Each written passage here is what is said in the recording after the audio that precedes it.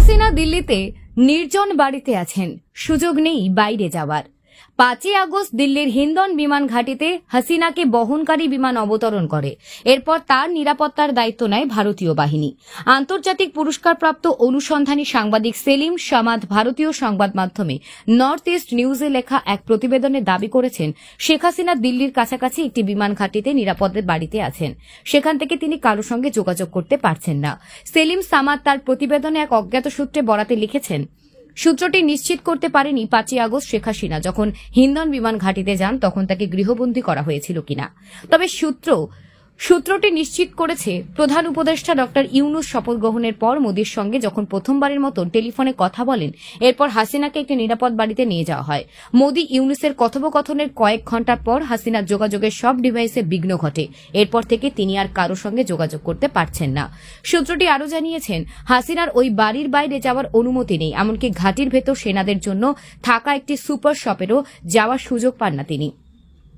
অথচ তার বাড়ি থেকে সুপার শপটিতে হেঁটে যাওয়া যায়। তিনি আরও লিখেছেন, শেখ হাসিনার মেয়ে সাইনা ওয়াজেদ বিশ্ব স্বাস্থ্য সংস্থা আঞ্চলিক পরিচালক হিসেবে দিল্লিতে অবস্থান করছেন, কিন্তু তিনি এখন পর্যন্ত তার মায়ের সঙ্গে দেখা করার সুযোগ পাননি। যদিও শেখ হাসিনা 1 মাস ধরে দিল্লিতেই আছেন।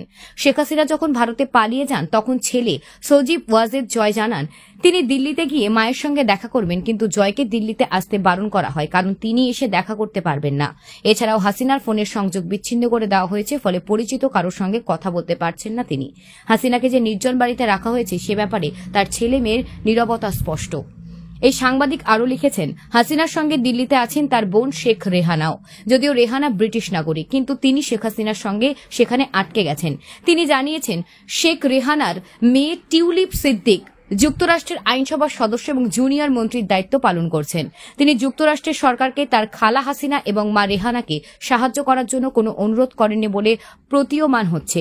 তবে Tulip New Delhi British high commission থেকে কোনো সহায়তা চেয়েছেন কিনা বিষয়টি স্পষ্ট নয়। অনুসন্ধানী সাংবাদিক প্রতিবেদনে উল্লেখ করেছেন, প্রধান উপদেষ্টা ডক্টর ইউনূস শেখ হাসিনাকে ফেরত চাওয়ার ব্যাপারে ইঙ্গিত দিয়েছেন। আর যদি বাংলাদেশ হাসিনাকে ফেরত চায় তাহলে এটি ভারতীয় প্রধানমন্ত্রীর জন্য একটি বড় ধাক্কা হবে।